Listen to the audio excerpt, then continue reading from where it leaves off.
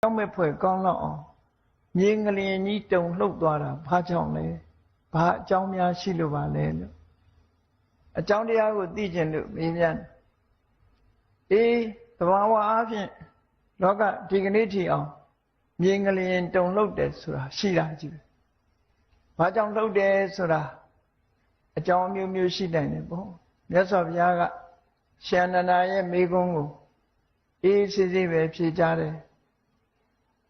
အာနန္ဒာငရင်လှုပ်ဖို့ဆိုတာအကြောင်း၈မျိုးရှိတယ်အဲ့ဒီထဲကအကြောင်းတစ်မျိုးမျိုးကြောင့်လှုပ်ထားတာဖြစ်တယ်ပေါ့သူကသူလှုပ်တာမဟုတ်ဘူးဘာကြောင့်ပဲလှုပ်လို့အကြောင်းတစ်ခုခုတော့ရှိတယ်ခုခေတ်ဒီကြတော့အမျိုးမျိုးအဖြေထုတ်ကြမှာပေါ့ဘာကြောင့်ငရင်လှုပ်တယ်ဆိုတာအမျိုးမျိုးဖြေထုတ်တယ်မြတ်စွာဘုရားကငရင်လှုပ်ခြင်းရဲ့အကြောင်းတွေကိုဖြေထုတ်ပေးထားတာ၈မျိုးရှိတယ်ဘာကြောင့်ငရင်လှုပ်တယ်ဆိုတာအဲ့ဒီနေရာမှာရှင်အနန္ဒာကိုမြတ်စွာဘုရားကရှင်းပြတယ်အထခောအာနန္ဒဟေတုမဟာတောဘူမိသလတ္တပါတုဘာဝါယကြီးမားတဲ့ငလျင်ကြီးတွေလှုပ်တယ်ဆိုတာဟာအကြောင်း၈မျိုးရှိတယ်အဲ့ဒီအကြောင်း၈မျိုးတွေကတစ်မျိုးမျိုးကြောင့်လှုပ်နိုင်တယ်အကြောင်း၈မျိုးကိုမြတ်စွာဘုရားကရှင်းပြတဲ့အခါမှာသဘာဝအကြောင်းတစ်ခုကိုရှေးဥစွာရှင်းပြတယ်သဘာဝအကြောင်းတစ်ခုဆိုတာဘာလဲလို့ဆိုရင်ဒီကမ္ဘာမြေကြီးရဲ့တည်နေပုံကိုပထမရှေးဥစွာမြတ်စွာဘုရားရှင်းပြတယ်အယံမဟာပထဝီဥဒကေပဋိဋ္ဌိတာဟောဒီကမ္ဘာမြေကြီးဟာရေပေါ်မှာတည်ရှိနေတယ်နော်ကမ္ဘာမြေကြီးဟာရေပေါ်မှာတည်ရှိနေတယ်ဆိုတာစဉ်းစားကြည့်ပါဘယ်နေရာမှာပဲဖြစ်ဖြစ်ရေတွင်းတူးကြတယ်လေအဝီစီတွင်းနေတူးတယ်ဆိုတော့မြေကြီးအောင်မှာရေတွေရှိနေတယ်ဆိုတာပြောလို့ရတာပဲပြီးတော့အခုခေတ်သိပ္ပံလေးနဲ့ကြည့်လိုက်မယ်ဆိုရင်ဒီကမ္ဘာမြေကြီးဆိုတာ the planet ခေါ်တာကမ္ဘာဂြိုလ်လို့အဲ့ဒီကမ္ဘာဂြိုလ်ကြီးကတကယ်ကြည့်မယ်ဆိုလို့ရှိရင်အခုကောင်းကင်ယံကမြင်နေရတဲ့လကြီးလို့ပဲအဝေးကနေကြည့်လို့ရှိရင်အဲ့ဒီပုံသဏ္ဍာန်ပဲမြင်ရအရင်ကလကဘာပေါ်ကနေပြီးတော့ကဘာမြေကြီးကိုလှမ်းပြီးတော့ရိုက်ထားတဲ့ပုံဟာဒီကဘာကြီးကလာကြီးလို့ပဲဝိုင်းဆက်ကြည့်ပဲမြင်နေရတယ်လာပေါ်ပထမဆုံးအချိန်ရောက်တဲ့အချိန်ကနေဓာတ်ပုံရိုက်လိုက်တဲ့ကဘာမြေကြီးရဲ့ပုံသဏ္ဍာန်ဟာလဲဝန်းဝိုင်းပြီးတော့ကောင်းကင်ထဲမှာအနန္တအာကာသအလွန်ကျယ်ဝန်းတဲ့ space ကြီးထဲမှာဒီလိုပုံပန်းသဏ္ဍာန်ကြီးရှိတယ်ကဘာမြေကြီးဟာကောင်းကင်ထဲမှာရှိတယ်ဆိုတာပတ်ဝန်းကျင်ပဲစဉ်းစားခံစားပြီးတော့ကြည့်ပေါ့ကိုယ့်ရဲ့ဘေးမှာလေထုကြီးတွေရှိနေတာနော်အထက်ကပဲကြီးကြီးအောက်ကပဲကြီးကြီးဘယ်နေရာပဲရောက်ရောက်လွင်မြင်ထွက်ပြီးတော့ကိုယ့်ကိုရပ်ကြည့်လိုက်ရင်ကိုဟာစက်ဝိုင်းရဲ့အလဲကောင်မှာပဲအမြဲတမ်းရှိနေစက်ဝိုင်းကြီးရဲ့အလဲကောင်မှာပဲအမြဲတမ်းရှိခက်လန်းလန်းရောက်သွားလို့ရှိရင်ကိုဟာထိပ်ဖြားပေါ်မှာရောက်နေတယ်လို့ဘေးပတ်ဝန်းကျင်ကြည့်လိုက်လို့ရှိရင်ဒဲအိုးကြီးမှောက်ထားတယ်လို့မိုးပြဲတဲ့ကြီးမှောက်ထားတယ်လို့ကိုဟာဘယ်အခါပဲဖြစ်ဖြစ်အလဲဘိုမှာရောက်နေတာအဲ့ဒါကိုကြည်ခြင်းအဖြစ်ကမ္ဘာမြေကြီးကကောင်းကင်ယံထဲမှာဒီဂျိုကြီးတစ်ခုဆိုတာလဲထင်ရှားတယ်ပေါ့ကမ္ဘာတည်ထားပုံကိုစာပေကျမ်းကမှာဖွင့်တဲ့အခါမှာကဘာကြီးစပြီးတော့ပေါ်ပေါက်လာပုံကိုဖွင့်တဲ့အခါတခြားဘာသာတွေမှာတော့သာဝရဘုရားသခင်ကဖန်ဆင်းတယ်လို့ဒီလိုဆိုတယ်မြတ်စွာဘုရားရဲ့အဆုံးအမအရဘုရားသခင်ဖန်ဆင်းတာမဟုတ်ဘဲနဲ့သဘာဝတရားရဲ့ဆောင်ရွက်မှုသာဖြစ်တယ်သဘာဝတရားကဖန်ဆင်းသဘာဝတရားကြောင့်ဖြစ်လာကဘာကြီးပြန်တည်ဆောက်ဖို့ကဘာပြုမိုးကြီးသဘာဝအားဖြင့်မိုးတွေရွာချလာအဲ့ဒီရွာချလိုက်တဲ့မိုးတွေဟာဘေးကလေတူကြီးကရန်ထားသည့်အတွက်ကြောင့်မိုးပေါက်ကြီးဟာတခုတည်းလို့ဖြစ်လာမိုးပေါက်ကြီးဟာအောက်ကလေတူကြီးကခံထားသည့်အတွက်ကြောင့်ဒီမိုးပေါက်ကြီးဟာရွေ့ချပြီးတော့မသွားဘူးဒီကောင်းကင်ယံကြီးထဲမှာပဲမိုးပေါက်ကြီးဟာရှိမိုးပေါက်လို့ဆိုကြတဲ့ကအဝိုင်းပဲပေါ့ရေပေါက်ဆိုတာကြည့်လေရေလေးကိုအဆက်ချကြည့်အလုံးဝအဝိုင်းပဲဖြစ်မှာပဲပတ်ဝန်းကျင်လေထုတွေရှိနေသည့်အတွက်ကြောင့်ဝ ဝိုင်းဆက်နေတဲ့ရေပေါက်ဆိုတာဝိုင်းဆက်နေတဲ့အရာမြတာဖြစ်တယ်တခါတုန်းကစင်ကာပူကလာတဲ့ကလေးလေး50 နှစ်သားလောက်ရှိသေးတယ်စာရီတာဖတ်တယ်သူကစာရီဘုန်းကြီးတို့စီကိုရင်ဝတ်ပြီးတော့ရက်တူနေသွားပြီသူပါမေးတော့ဆိုရောက်လာတာနဲ့တွေ့တော့သူကဗမာစကားမပြောတတ်ဘူးသူမိဘတွေကတော့ဗမာပြည်အနွယ်တွေဗမာစကားပြောတတ်တယ်သူကပါမေးတော့ဆို Who created the world ကဘာကြီးကိုဘယ်သူဖန်ဆင်းတာတော့ဆိုသူကမေးဘုန်းကြီးကလည်းသူနားလည်အောင်ပြောလိုက်တယ် Nature create လို့သဘာဝကဖန်ဆင်းတာလို့တခြားဘာသာတွေကြတော့ထာဝရဘုရားသခင်ကဖန်ဆင်းတယ်လို့ကဘာကြီးကိုဖန်ဆင်းတာဟာ nature ပဲ nature ဆိုတာဇာတိဥတုဇာတိဥတုကြီးကသူ့သဘာဝကနေဖန်ဆင်းလိုက်တာအပူအေးနဲ့ဆက်ပြီးတော့မိုးတွေရွာလာတဲ့အခါမှာအောက်မှာရေတူကြီးကိုခံထားတဲ့အရာမရှိဘူးအလုံးဟာလေဟာပြင်ကြီးပဲအထက်ကလည်းလေဟာပြင်ပဲအောက်ကလည်းလေဟာပြင်ပဲပတ်ဝန်းကျင်မှာလည်းလေဟာပြင်ပဲဆိုတော့အဲ့ဒီလေဟာပြင်ထဲမှာကျလာတဲ့မိုးရေပေါက်ဟာလည်းပဲလေဟာပြင်ထဲမှာအောက်ကနေလေကပင့်ထားသည့်အတွက်ကြောင့်ရေပေါက်ကြီးဖြစ်နေအဲ့ဒီရေပေါက်ကြီးပဲနှစ်ပေါင်းများစွာကြားလာပြီးရာသီဥတုတွေရဲ့ပူပြင်းလာမှုတွေတဖြည်းဖြည်းပူနွေးလာတဲ့တေဇောဓာတ်တွေလွန်ကဲလာတဲ့အခါတဖြည်းဖြည်းအပေါ်ယံနေမာကျောလာအပေါ်ယံနေကြက်ဥများလို့ပေါ့နော်ကြက်ဥများဟာလည်းကြက်ရဲ့ဝန်းထဲကထွက်တော့အခွန်မမာသေးဘူးတဖြည်းဖြည်းပြင်လေနဲ့တိုက်တဲ့အခါအခွန်မာလာတယ်လို့ပဲအဲ့ဒီရေပေါက်ကြီးကလည်းပြင်ဘက်ကလေထုနဲ့တွေ့တဲ့အခါကျတော့ရေမှာအကျော်လေးတွေတင်းလာပြီးမာလာဒါကနေချာကလုံနေတာအဲ့ဒီမှာကဘာကြီးဟာအခုလိုစတင်ဖြစ်ပေါ်လာတယ်ရေပေါက်ကနေစပြီးဖြစ်လာတယ်လို့ဆိုတဲ့ကဘာတီပုံဖော်ပြတဲ့အထက်ကရာတီကကျမ်းတွေကိုကြည့်မယ်ဆိုရင်လေကဘာကြီးဟာအလုံးကြီးလို့ဆိုတာခန့်မှန်းလို့ရတယ်ပေါ့နော်အဲ့တော့ကဘာလုံးသလားပြားသလားနဲ့ညင်းเสียတော့မလိုပါဘူး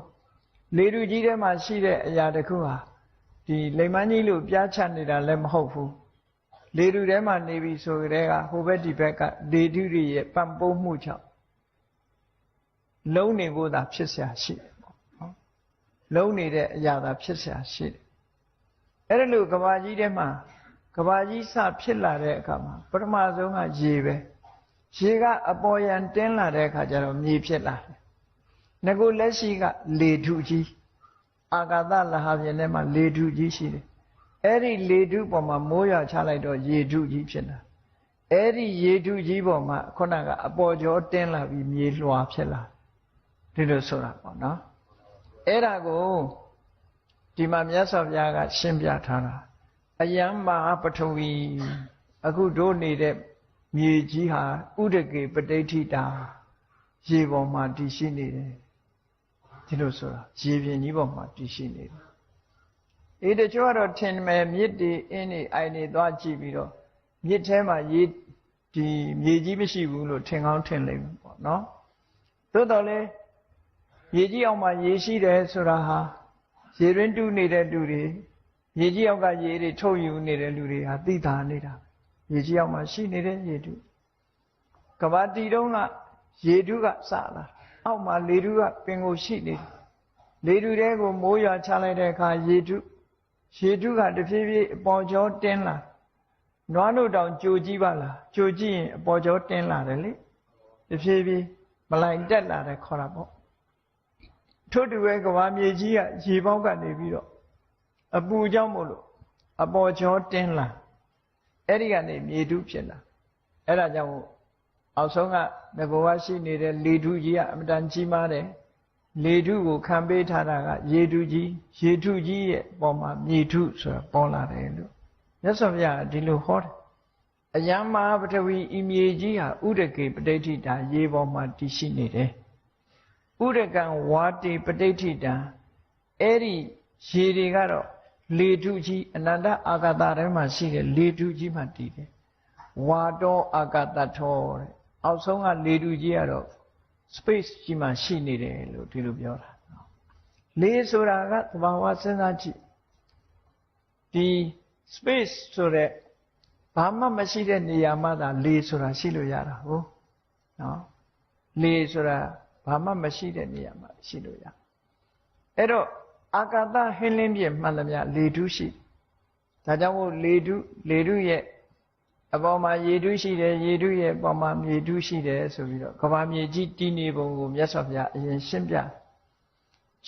ပြီးတော့မှအချိန်ခါဆိုတာရှိတတ်တယ်တဲ့ဘယ်လိုဖြစ်တတ်တုံးလို့ဆိုလို့ရှင်အောက်မှာခန်းနေတဲ့အနန္တအာကာသတွေကလေထုကြီးဟာတခါတရံကျတော့အပူအေးဖောက်ပြန်မှုကြောင့်ငြိမ်သက်နေတဲ့လေတွေကပြင်းထန်လှုပ်ရှားမှုတွေဖြစ်ပေါ်လာ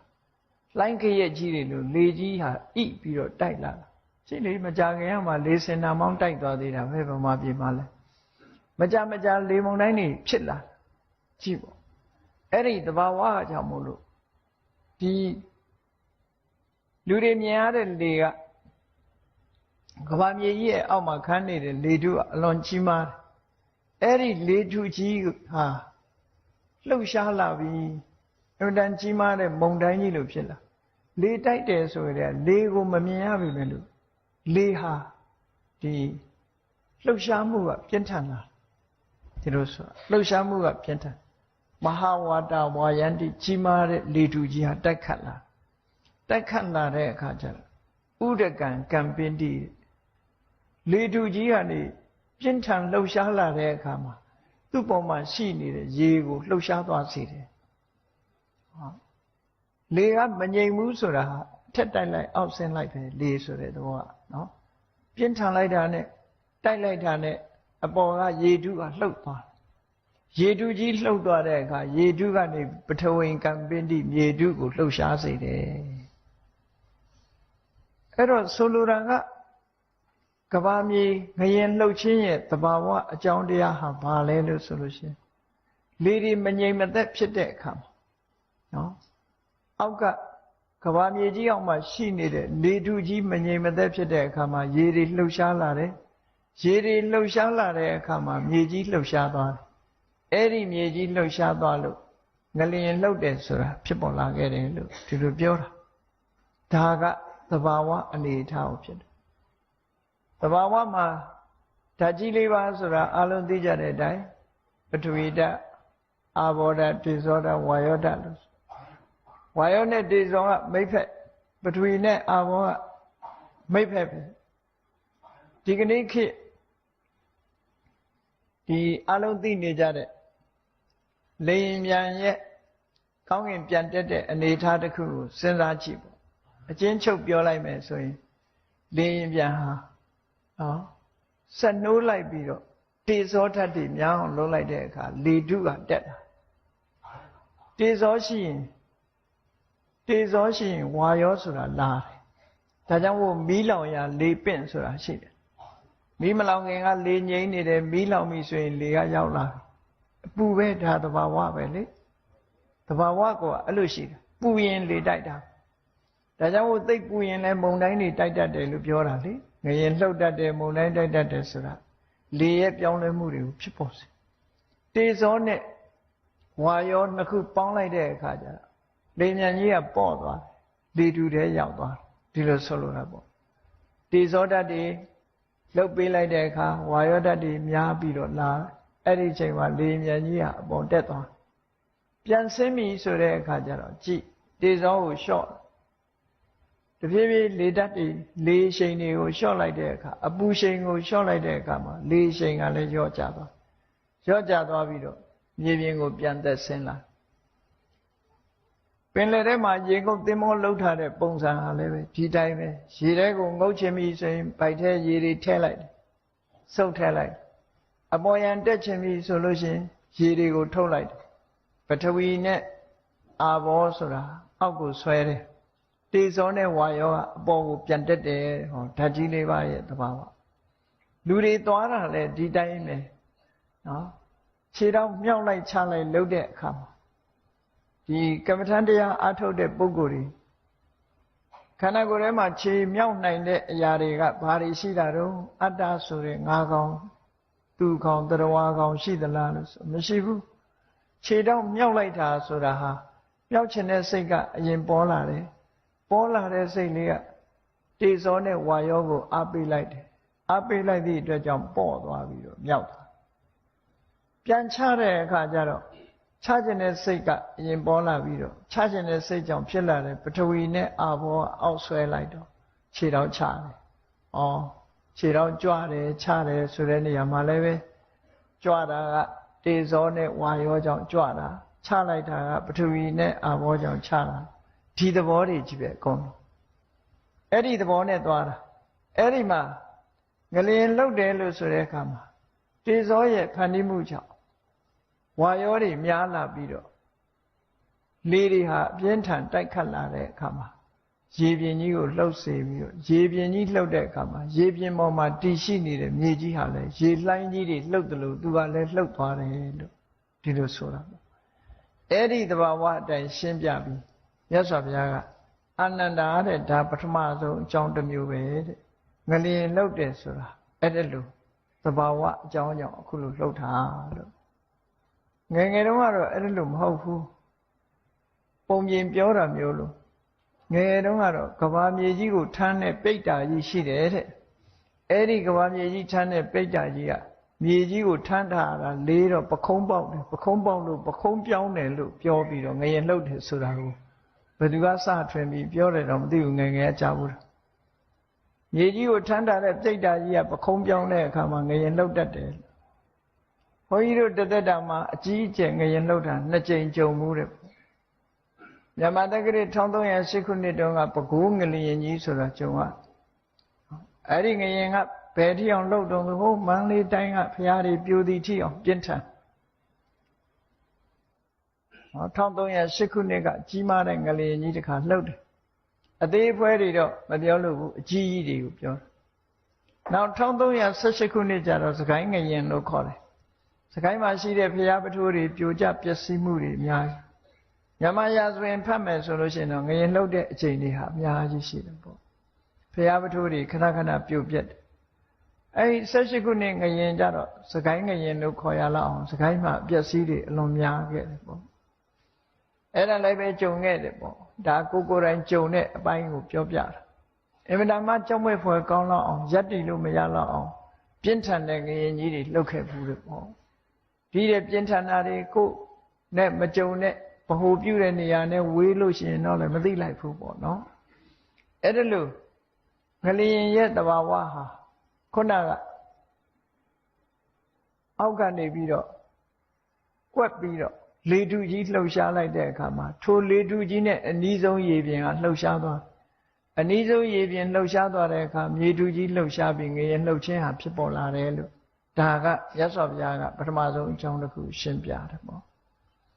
ဒုတိယငလျင်လှုပ်ခြင်းအကြောင်းကိုရသော်ဘုရားဘယ်လိုရှင်းပြတော့ဆိုတကူကြီးမားတဲ့အစွမ်းထက်တဲ့အစွမ်းတကူရှိတဲ့တကူရှင်တွေဆိုတာလောကမှာရှိတတ်တယ်။ဉာဏပုဂ္ဂိုလ်တွေတို့အဲ့ဒါလို့အစွမ်းတကူနဲ့ပြည့်စုံတဲ့ပုဂ္ဂိုလ်မျိုးတွေရှိတယ်။သို့မဟုတ်တကူကြီးတဲ့နတ်တွေဆိုတာရှိတယ်။သူတို့ကလည်းဖန်တီးတတ်တယ်တဲ့။ဘယ်လိုဖန်တီးတော့ဆိုရင်သူတို့စိတ်ထဲမှာဒီမြေထုဆိုတဲ့မြေထုပေါ်မှာသဘာဝတရားတွေကိုသူတို့ရှုမြင်သုံးသပ်တဲ့အခါမှာမြေထုနဲ့ဒီရေထုဆိုတာနှစ်ခုရှိမြေကြီးရဲ့သဘောကငြိမ်တယ်မာတယ်မြေကြီးနဲ့ရေနဲ့နှစ်ခုကြည့်မြေပြင်ဆိုတာငြိမ်သက်မှုရှိတယ်ရေပြင်ကြတော့ငြိမ်သက်မှုမရှိဘူးနော်မြေပြင်ကငြိမ်သက်တယ်မာတယ်ရေပြင်ဆိုတာကတော့လှုပ်ရှားတယ်ဒါကြောင့်မို့သူတို့က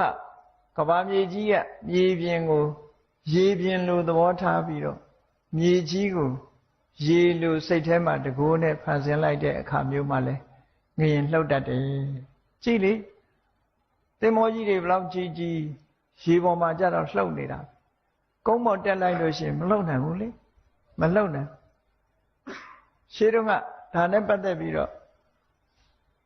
တန်ခါရခိတဆိုတဲ့ကိုရင်ပေါက်စာလေးတစ်ပါးယဟန္တာကိုရင်လေးတစ်ပါးပေါ်ဘူးလေ9နှစ်အရွယ်လေးသာသနာပေါင်းဝင်တာ အဲ့ဒီနေ့မှာပဲသင်္ကန်းဝတ်ပြီးအဲ့ဒီနေ့မှာပဲယဟန္တာဖြစ်သွားအစွမ်းတကူကြီးမားတဲ့ယဟန္တာဖြစ်တော့သူစိတ်ကူးရတယ်ဒီကနေ့ပဲသာသနာပေါင်းဝင်ဒီကနေ့ပဲယဟန္တာဖြစ်ပြီးတော့တရားမင်းကြီးနေတဲ့တာဝရိန္ဒာနတ်ပြည်ကဝေဇယန္တာပြတ်တတ်ကြီးကိုလှုပ်ဖူးတဲ့ပုဂ္ဂိုလ်ရှိလားလို့ဆိုမရှိဘူးဆိုသူသိဒါနဲ့ဘယ်လိုလုပ်ရမလဲဆိုတာဤစနစ်ကို तू မသိပဲနဲ့သူ့အစွမ်းတကူနဲ့လှုပ်မယ်ဆိုပြီးတော့ဝေဇယန္တာပြတ်တတ်သွားပြီးလှုပ်တာလုံးဝလှုပ်လို့မရဘူးဘာဖြစ်လို့တော့ဆိုစနစ်မကျဘူးဘယ်ကိစ္စပဲဖြစ်ဖြစ် systematically လုပ်ရတယ်တကူကလည်းပဲအရမဲ့လှုပ်တာမဟုတ်သည့်အတွက်ကြောင့်တဘာဝကိုလွန်ဆန်ပြီးလှုပ်လို့မရဘူးမြေကြီးပေါ်နေတဲ့အရာကိုလှုပ်အောင်လှုပ်လို့မရဘူးဒါကြောင့်မို့သူဟာလှုပ်လို့မရတဲ့အခါကျတော့ဝိုင်းပြီးတော့တယောခံလဲရတော့သူလူပြေပြန်လာပြီးသူ့ဆရာစီသွားသူ့ဆရာစီသွားတော့သူကဆရာကဘာပြောတော့ဆိုမုတ်စီကျော်ကြော်တာလေးကိုပြလိုက်တယ်မင်းမြင်ဘူးတယ်မဟုတ်လားမုတ်စီကျော်ကြော်နောက်ပြီးတော့ရေထဲမှာချလိုက်တဲ့နောက်ချီချက်ကလေးဟာရေထဲမှာဝဲလဲပြီးတော့လှုပ်နေတာမင်းမြင်ဘူးတယ်မဟုတ်လားလို့ဆိုသူသဘောပေါက်သွားတယ်မြေကြီးပေါ်မှာရှိနေတဲ့အရာကိုလှုပ်လို့မရဘူးဆိုတာသူသဘောပေါက်သွားတယ်အဲ့ဒါနဲ့တိပိဖျားဆိုပြီးတော့တာဝရိန္ဒနတ်ပြည်ပြန်တက်သွားပြီးတော့ဝေဇယန္တာပြတ်တတ်ကြီးရဲ့အခြေတွေအားလုံးကိုရေပြင်ကြီးဖြစ်အောင်အရင်ဖန်ဆင်းပလိုက်မြေကြီးမဟုတ်တော့အဲ့ဒီအချိန်မှာကျတော့ခဏလေးအလွယ်လေးနဲ့ဝေဇယန္တာပြတ်တတ်ကြီးရမ်းခါသွားအောင်သူလှုပ်ရှားပြလို့ရတယ်ရေပေါ်မှာတည်နေတဲ့အရာဆိုအလွယ်တကူလှုပ်လို့ရတယ်အောက်ကမငြိမ်ဝဲကိုအဲ့ဒီလိုအစွမ်းတကူရှိတဲ့ပုဂ္ဂိုလ်တွေကလည်းပဲကဘာမြေကြီးကိုရေဖြစ်အောင်ဖန်ဆင်းလိုက်တဲ့အခါမျိုးမှလည်းပဲငရင်လှုပ်သွားတာမျိုးတွေဖြစ်တတ်တယ်ဒါကတော့သူတို့စိတ်ကူးနဲ့လှုပ်တဲ့သဘောအဲ့ဒါမျိုးဟာဒုတိယငရင်လှုပ်ခြင်းရဲ့အကြောင်းတစ်မျိုးပဲလို့မြတ်စွာဘုရားဒီလိုဟောတယ်ဟောနောက်တစ်ခုတတိယအကြောင်းတစ်ခုကဘာလဲလို့ဆိုရင်ပါရမီတမ္ပါရပြည့်ဝလို့ပါရမီပြည့်လို့ဖျားဖြစ်သူရောက်တော့မဲ့ဖျားလောင်းနေဟာတုတ်တိတနတ်ပြည်ကနေပြီးတော့လူပြည်ကိုဖျားဖြစ်ဖို့မေတော်ရဲ့ဝမ်းထဲမှာတရေခတဲ့အချိန်မျိုးမှာဒီဝမ်းသာကြည်နူးတဲ့သဘောကိုပြတဲ့အနေမြေကြီးကဝမ်းသာတာတော့မဟုတ်ဘူးမြေကြီးမှာရှိနေကြတဲ့တရားဝါတွေစွမ်းတကူကြီးတဲ့ပုဂ္ဂိုလ်တွေဝမ်းသာလို့လှုပ်တယ်လို့ဒီလိုအောင်မရမြေကြီးဆိုတာတော့စိတ်စေတနာမရှိတဲ့အရာတစ်ခုပဲเนาะသို့သောသဘာဝတရားရဲ့လှုပ်ခတ်မှုဆိုတာရှိတယ်ထိရောက်မှုဆိုတာရှိတတ်တယ်သဘာဝတရားရဲ့ထိခိုက်မှုတွေဟာလူတွေကမသိနိုင်ဘူးပေါ့ကြားဘူးကြလိမ့်မယ်တချို့သစ်ပင်လေးတွေအောက်မှာတချင်းလေးဆိုဂီတာလေးတီးပေးလို့ရှိရင်အဲ့ဒီသစ်ပင်လေးကပွင့်လာတယ်လို့ဆိုတယ်နော်သဘာဝတရားရဲ့ရိုက်ခတ်မှုလို့ခေါ်တယ်သဘာဝကြုံမှုကြလိမ့်မယ်တချို့ပုဂ္ဂိုလ်တွေစိုက်ပျိုးတဲ့ပန်းဥယျာဉ်တွေတတိချမ်းတွေမှာသီးနှံတွေအများကြီးဖြစ်ထွန်းတယ်တချို့ပုဂ္ဂိုလ်တွေစိုက်တဲ့ထဲမှာကြတော့အသီးနှံတွေမကြဘူးအဲ့ဒီလိုဖြစ်တာဟာဘာကြောင့်ဖြစ်တာတော့လို့ဆိုတဲ့အခါမှာသူကကမ္မပစ္စယဥဒုသမုဋ္ဌံဆိုတာလည်းရှိတယ်ကံကောင်းတဲ့ပုဂ္ဂိုလ်စိုက်ပျိုးတဲ့အရာမှန်သမျှဟာသူကကံကနေပြီးတော့ဥဒုကိုဖြစ်စေပြီးဥဒုကနေပြီးတော့သစ်ပင်ရဲ့အကြိုက်ဖြစ်ပြီးတော့သစ်ပင်တွေဟာအသီးတွေဖြစ်တာလို့ခေါ်တယ်တခါစိတ်တပစ္စယဥဒုသမုဋ္ဌံဆိုတာလူဟာစိတ်ကပျော်ရွှင်လန်းဆန်းနေတဲ့အချိန်အဲ့ဒီလူရဲ့ပျော်ရွှင်လန်းဆန်းမှုတွေဟာပတ်ဝန်းကျင်ကိုပျော်ရွှင်လန်းဆန်းတဲ့ဓာတ်တွေကူးသွားတယ်အဲ့ဒီဓာတ်ကူးတာကိုအကြောင်းပြုပြီးတော့သစ်ပင်ကလည်းပဲကောင်းမြတ်တဲ့ဥရုတွေရပြီးတော့သစ်ပင်ကလန်းဆန်းမှုဖြစ်တယ်လို့ဒီလိုဆိုတာနော်အဲ့ဒါမျိုးကိုစိတ်တပစ္စယဥရုသမုဋ္ဌံလို့ခေါ်တယ်တိုက်ရိုက်လှုပ်တာမဟုတ်ဘူးတဆင့်ကဒါကြောင့်မို့ခုခေတ်စမ်းသပ်ပြီးတော့ကြည့်တဲ့ပုဂ္ဂိုလ်တွေကကမ္မထန်တရားအားထုတ်နေတဲ့ပုဂ္ဂိုလ်ရဲ့အုံနောက်လှုပ်ရှားမှု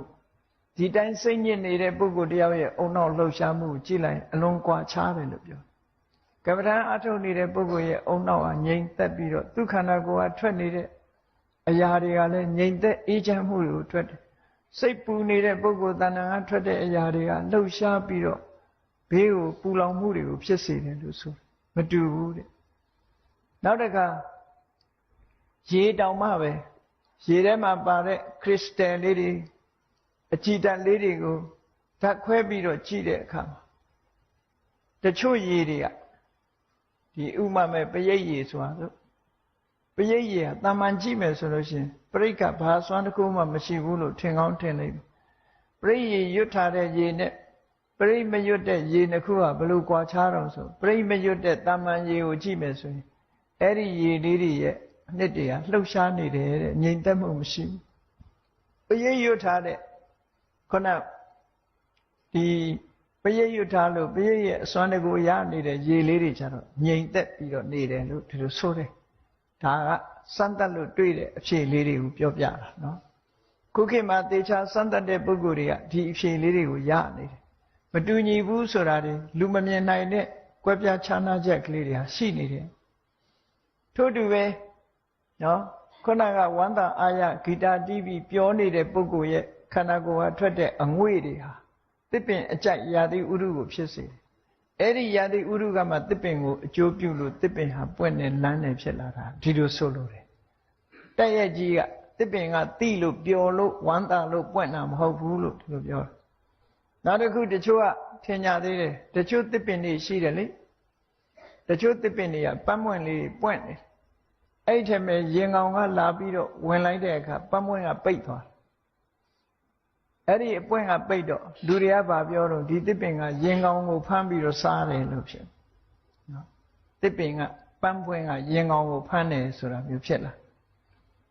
အဲ့ဒီရင်ကောင်ဟာပိတ်မိနေတော့မထွက်တော့အဲ့ဒီထဲမှာသေတယ်အဲ့ဒါကိုတစ်ပင်ကစားတယ်လို့လူတွေကယူဆကြဒါကတော့ဘယ်လိုရှင်းစရာလိုလဲလို့ဆိုရင်တကယ်ကတော့တစ်ပင်မှာစားတတ်တဲ့ဟာတော့မရှိဘူး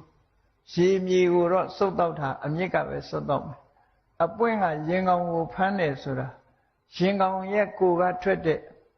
ဒီအငွေ့အသက်တွေဟာအပင်ကိုအပွင့်ကိုပိတ်သွားစေတတ်တယ်သူ့ရဲ့အခုခေတ်ဆိုရင်တော့ပို့ပြီးနားလည်လိမ့်မယ်လေစိတ်ထဲသွားတဲ့အခါကျကြည့်လေexit လို့ရေးထားတဲ့မှန်တကားကြီးတွေနားသွားလိုက်ရင်တကားသွားသူပွင့်သွားဘာနဲ့ပွင့်တာလူကိုငွေနဲ့ပွင့်သွားဒီလိုဆိုတာလူကိုငွေနဲ့အခုခေတ်မှာဆိုရင်တော့ဘဲတီးတာလဲလူကိုငွေနဲ့တီးလို့ရတယ်မီးဖွင့်တာလဲလူကိုငွေနဲ့ဖွင့်လို့ရတယ်နော်လူခန္ဓာကိုယ်ကထွက်နေတဲ့ကိုငွေတွေနဲ့ပဲတကားလဲပွင့်တယ်မီးလဲလင်းတယ်ဘဲလဲတီးတယ်ဟာအဲ့ဒီသဘောတွေပဲဘဲတီးတာဘဲကအသက်ရှိလို့မဟုတ်ဘူးနော်တကားပွင့်တာတကားကအသက်ရှိလို့လည်းမဟုတ်ဘူးလူရဲ့ကိုငွေနဲ့ပွင့်သွားတာအဲ့ဒီသဘောပဲခုနကပန်းပွင့်ကရင်ကောင်လာပြီးတော့နားတဲ့အခါမှာပိတ်သွားတယ်ဆိုတာအဲ့ဒီသဘောအလုံးအခေါ်တော့လွယ်ကောင်းလွယ်လိမ့်မယ်ထိကယုံပင်လို့လည်းခေါ်တယ်တချို့ကလည်းထိကညိုးလို့ခေါ်တယ်တခြားရက်တွေလည်းရှိလိုက်အဲ့ဒီတစ်ပင်ကိုသွားပြီးတော့မထိလိုက်နဲ့ထိလိုက်ရင်တွန့်သွားတယ်တစ်ပင်ဟာအကုန်လုံးကုတ်သွားတယ်အဲ့ဒါကလည်းလူရဲ့ကိုငွေ့ကြောင့်မို့လို့ယုံသွားတဲ့သဘောသူကလူငါလာထိတယ်ဆိုပြီးတော့နောက်ဆုတ်သွားတာမျိုးမဟုတ်ဘူးသူကအသိစိတ်ရှိလို့ဖြစ်တာမဟုတ်ဘူးသို့တော့လူရဲ့ကိုငွေ့နဲ့ကြောင့်ဖြစ်သွားတာမျိုးတွေအဲ့ဒါမျိုးတွေဟာတဆင့်ကအကြောင်းပြုတာလေလို့ဒီလိုမှတ်သားကြရအောင်အဲ့ဒါလိုပဲဘုရားအလောင်းတွေဟာအစွမ်းတတ္တိရှိတာဖြစ်သောကြောင့်ကမ္ဘာလောကကြီးမှာလောကသားတွေအတွက်အကျိုးပြုမဲ့ပုဂ္ဂိုလ်တရားတို့ဒီကနတ်ပြည်ကနေပြီးမေတော်ရဲ့ဝမ်းထဲမှာသတိတီလိုက်တာနဲ့တပြိုင်နက်ကမ္ဘာမြေကြီးဟာခုနကတာမန်ပုဂ္ဂိုလ်တွေဘလောက်ပဲမွေးနေနေဘလောက်ပဲသတိတီနေနေဘာမှမလှုပ်ရှားဘူးဘုရားလောင်းသတိတီတဲ့အခါကျတော့ကမ္ဘာမြေကြီးကတုန်လှီးသွားတယ်တဲ့တာမန်ပုဂ္ဂိုလ်တွေမဖြစ်နိုင်ဘာလို့လို့ဆိုအရှိန်အဝါဆိုတာရှိတယ်လေအရှိန်အဝါကြောင့်မို့လို့အခုလိုဖြစ်သွားတာဒါကတတ္တိယငလျင်လှုပ်ခြင်းအကြောင်းတစ်ခုပဲစတုတ္ထငလျင်လှုပ်ခြင်းအကြောင်းကတော့အဲ့ဒီဘုရားလောင်းဟာမိခင်ရဲ့ဝမ်းထဲမှာသတိတည်ပြီးတော့6 လလွန်10 လတည်းရောက်တဲ့အခါမှာဖွာတော်မူတယ်အဲ့ဒီဖွာတော်မူတဲ့အခါမှာလည်းပဲထူးခြားလာတဲ့ပါရမီရှင်ဘုန်းခံရှင်တူပေါ်ပေါက်လာတော့ သူခန္ဓာကိုယ်ကထွက်တဲ့အငွေ့တွေဟာအမြဲတမ်းအစွမ်းတတ္တိရှိသည့်အတွက်ကြောင့်ကဘာမြေကြီးဟာတုံဟိသွားရပြန်တယ်နော်တဘာဝကိုကတုံဟိသွားတနည်းအားဖြင့်ပြောမယ်ဆိုရင်ကဘာမြေကြီးမှာရှိကြတဲ့တကိုးကြီးတဲ့နတ်တွေကဩဝပေးလိုက်တဲ့အနေနဲ့လည်းဖြစ်တယ်လို့ဒီလိုလဲဆိုလို့ရတယ်သို့တော့တဘာဝရှုထောင့်ကနေကြည့်မယ်ဆိုလို့ရှိရင်ဘုရားလောင်းရဲ့အစွမ်းတတ္တိရဲ့ထိခိုက်မှုဟာကဘာမြေကြီးတောင်မှပဲတုံဟိသွားရတယ်လို့တဘာဝအကြောင်းတရားတစ်ခုပဲလို့ဒီလိုဆိုတာပေါ့နောက်နံပါတ်5အကြောင်းတစ်ခုကတော့ဘာလို့ဆိုရင်ဘုရားအလောင်းတော်ဟာတရားဓမ္မကျင့်ကြံကြိုးကုပ်အားထုတ်တယ်အားထုတ်လိုက်တဲ့အခါလောကမှာဘယ်သူမှမရဘူးတဲ့အသိဉာဏ်ဒူးကြီးကိုရရှိသာဝညုတဉာဏ်တော်ကြီးကိုရရှိတယ်ဘုရားဖြစ်သူရောက်ရှိတယ်ဘယ်ပုဂ္ဂိုလ်မှမရဘူးတဲ့အဲ့ဒါမှထူးခြားတဲ့ဂုဏ်တရက်အလွန်ကြီးမြတ်လာတဲ့ဒီဉာဏ်ထူးကြီးကိုရရှိတဲ့အခါမှာလည်းပဲအဲ့ဒီဉာဏ်ရဲ့အရှိန်အဝါဘလောက်ကြီးမားတယ်ဆိုတာစဉ်းစားကြည့်ကဘာမြေကြီးဟာတုံဟိသွားပြန်တယ်အဲ့ဒီချိန်မှာဒီလိုဆိုလိုတာပေါ့ဒါသဘာဝရဲ့ထိခတ်မှုဒီလိုဆိုနောက်6ခုမြောက်အကြောင်းကတော့ဘာလို့ဆိုရင်မြတ်စွာဘုရားဟာမိမိသိတဲ့အသိဉာဏ်နဲ့လောကသားတွေရဲ့အကျိုးအတွက်အဆုံးအမဩဝါဒကိုစတင်ပေးတာစတင်ပြီးတော့မိမိသိတဲ့မိမိရဲ့အသိဉာဏ်ဖြစ်တဲ့ပฏิဝေဒဉာဏ်အဲ့ဒီပฏิဝေဒဉာဏ်နဲ့သိထားတဲ့တရားဓမ္မတွေကိုဒေသနာဉာဏ်နဲ့တတ္တဝါတွေနားလည်အောင်ဟောပြပြီးဆိုတာကိုဓမ္မစက္ကပောဒနာလို့ခေါ်တယ်ဓမ္မစက္ကဆိုတာပฏิဝေဒဉာဏ်နဲ့ဒေသနာဉာဏ်ကိုပြောတာသိတဲ့အတိုင်းရှင်းလင်းပြောတယ်သိတဲ့ဉာဏ်ကတစ်ခုရှင်းလင်းပြောတဲ့ဉာဏ်ကတစ်ခုအေးလူဆိုတာစုံနေတယ်တချို့ကသိတော့သိတယ်ပြောမပြတတ်ဘူးဆိုတဲ့လူတွေရှိတယ်နော်ပြောပြပါဆိုမပြောတတ်ဘူးသိတော့သိတယ်ရသော်ဗျာသိလဲသိတယ်ရှင်းလဲပြတတ်တယ်နားဝင်အောင်ရှင်းပြတယ်အဲ့ဒီသိလဲသိတယ်ဆိုတဲ့ဉာဏ်ကိုပฏิဝေဒဉာဏ်ရှင်းပြတယ်ဆိုတဲ့ဉာဏ်ကဒေသနာဉာဏ်အဲ့ဒီဉာဏ်နှစ်ရပ်ပေါင်းစပ်ပြီးတော့စတင်ပြီးတော့လောကသားတွေအကျိုးကိုဖြစ်ထွန်းအောင်ဆောင်ရွက်တဲ့ဓမ္မစက္ကပောဒနာတုတ်ဓမ္မစကြာတရားဥဟောလိုက်တဲ့အခါမှာလည်းပဲဓမ္မရဲ့အရှိန်တတ္တိဟာဘလောက်ပြင်းတယ်လဲဆိုရင်တစ်ချိန်ငရင်တုံလှုပ်သွားခဲ့တယ်ပေါ့ဒါလည်းငရင်လှုပ်ခြင်းအကြောင်းတစ်ခုလို့ဒီလိုဆိုတယ်နောက်ခုနှစ်ခုမြောက်အကြောင်းကတော့ဘာလို့ဆိုရသော်ဘုရားသခင်ကိုရောမြတ်ဟာလောကသားတွေရဲ့အကျိုးအတွက်ကြိုးပမ်းအထုတ်တော်မူခဲ့တယ်ကြိုးပမ်းအထုတ်ပြီးတဲ့အခါသင်္ခါရသဘာဝတရားအရ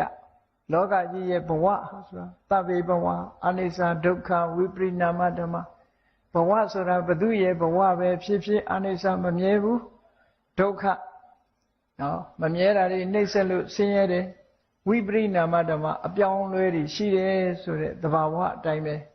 မြတ်စွာဘုရားရဲ့ဘဝဟာလည်းပဲအပြောင်းလဲတွေရှိလာလို့မြတ်စွာဘုရားသခင်ကိုရောမြတ်ဘဝမှာဆက်လက်ပြီးတော့မနေတော့ဘူးဆိုလိုတာပြိဋိဘံပြုတော်မူတဲ့နေ့ကိုသတ်မှတ်လိုက်ပြီးဆိုတဲ့အချိန်မှလည်းပဲမြတ်စွာဘုရားရဲ့ဒီဆုံးဖြတ်ချက်ကိုမခံနိုင်ရှာဘူးမြေကြီးဟာမြတ်စွာဘုရားရဲ့အာယုသင်္ခါရလွတ်တယ်တတိတံပစင်ညနဲ့ဒီအချိန်ကတော့ငါရဲ့ခန္ဓာကိုယ်ဟာအဆုံးသတ်ရမယ့်အချိန်ဖြစ်တယ်ဆိုတာတတိနဲ့တံပစင်ညနဲ့ဆုံးဖြတ်ချက်ချလိုက်တယ်အာယုသင်္ခါရကို3လကကြော်ရင်ငါမဝင်စားတော့ဘူးသူ့တဘာဝအတိုင်းရှိစေတော့လို့ဆုံးလွတ်လိုက်တဲ့ဆုံးဖြတ်ချက်ကြားလိုက်တဲ့အခါမှာမြေငလင်ဟာတုံဟိသွားပြန်တယ်ပေါ့အာယုသင်္ခါရလွတ်လိုက်တာဒါက9ခုမြောက်အကြောင်းတရားလို့ဒီလိုမြတ်စွာဘုရားရှင်းအနန္ဒာကိုရှင်းပြ10ခုမြောက်အကြောင်းတရားကတော့တခြားမဟုတ်ဘူးမြတ်စွာဘုရားသခင်ကိုရောမြတ်ရဲ့ဘဝနောက်ဆုံးအချိန်ရောက်လာတဲ့အခါမှာနောက်ဆုံးမှာအနုပါရိသေတနိဗ္ဗာန်ဓာတ်ဖြင့်ပြိဋိဘံပြုသွားတယ်အနုပါရိသေတတို့သဥပါရိသေတတို့ဘယ်လိုနားလည်ရမလဲလို့ဆိုရင်စဉ်းစားကြည့်လေမြတ်စွာဘုရား45နှစ်ဟိုဘက်ဘုရားဖြစ်တဲ့နေ့မှာဆိုလို့ရှိရင်မြတ်စွာဘုရားရဲ့တဏ္ဍမှာဒီတဏှာဥပါဒံဥဆောင်တဲ့